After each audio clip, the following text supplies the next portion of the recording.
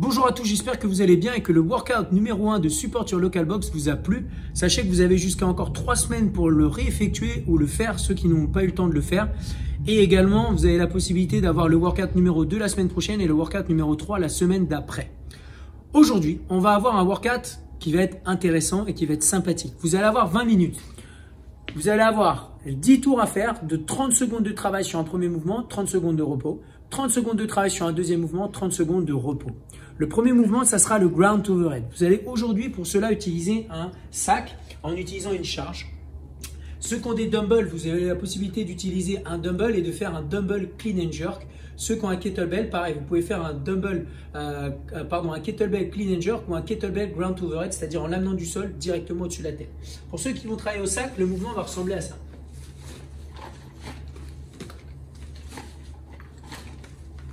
Donc votre objectif, c'est d'amener la charge du sol sur les épaules, puis des épaules au-dessus de la tête. Quand vous allez démarrer, faites un focus sur le fait de démarrer le dos droit. Vous allez amener votre charge sur les épaules. Une fois que vous êtes sur les épaules, vous avez les coudes devant la charge et vous allez devoir l'amener au-dessus de la tête.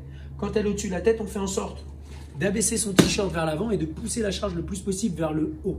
Vous aurez donc 30 secondes à faire max effort là-dessus. Si vous avez une charge légère, mettez de la vitesse. Si vous avez une charge plus ou moins lourde, mettez de la vitesse également.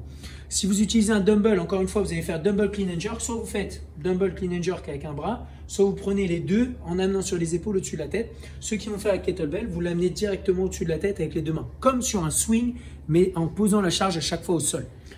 30 secondes de repos et tout de suite derrière, vous avez 30 secondes de burpees. Donc le mouvement le plus facile à caser dans la programmation. Sur ce mouvement, vous devriez aller chercher peut-être entre 10 et plus de répétitions. Attention, c'est une target peut-être assez élevée, peut-être vous en faites un peu moins. Par contre, sur le ground overhead, je ne peux pas vous donner un terme de répétition puisque ça dépend vraiment de la charge que vous allez utiliser. Maintenant, le warm-up. Vous allez avoir 10 deadlifts à faire, 10 répétitions de presse à faire et 5 répétitions de sit to stand. Donc le deadlift, focus, dos droit, bras tendu, pied à l'extérieur de la charge. On amène la charge au niveau des hanches, on redescend au sol. Vous allez vous concentrer à démarrer avec les épaules toujours devant votre charge et votre dos est toujours droit et vos fesses pointent le mur derrière vous. Sur le press, vous pouvez garder la même charge, la même position au niveau des pieds et amener la charge directement au-dessus de la tête. Vous allez vous concentrer à garder vos bras complètement tendus en haut et en serrant vos abdos le plus possible. Ensuite, vous allez avoir 5 sit to stand. Donc, vous allez démarrer en position ici, sur les genoux, assis sur vos talons. Vous allez venir en position passe de squat et venir vous mettre debout. Vous allez redescendre en squat, poser votre genou au sol, poser le deuxième genou et changer de côté.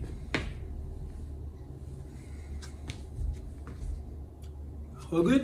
Yep. Donc ça va être notre warm-up. Vous allez avoir à faire 3 tours de ça avant d'enchaîner directement. Maintenant, sur le finisher, vous aurez 100 répétitions de hollow to sit-up. Ça va être super fun et cool. Vous allez démarrer dans cette position, bras tendus. Vous allez creuser le bas du dos et votre objectif, c'est de venir vous mettre en hollow. And top, and down, and top, and down, and top, and down. Donc, je pars d'une position où j'ai mon bas du dos qui est creusé. Et ensuite, je viens me mettre en hollow en arrondissant le bas du dos, en arrondissant le haut du dos et en me faisant cette position de hollow. Donc, j'active cette zone-là. Je viens contracter le plus possible mes cuisses et étendre mes jambes le plus possible et étendre mes bras le plus possible. N'hésitez pas à nous rejoindre sur le live Zoom qui aura lieu à midi. Le coach sera Lucas. Sinon, vous avez la possibilité de retrouver tous nos entraînements tous les jours et des after parties et des petits finishers assez sympathiques. N'hésitez pas à noter votre score en commentaire. Merci à tous, passez une très bonne journée.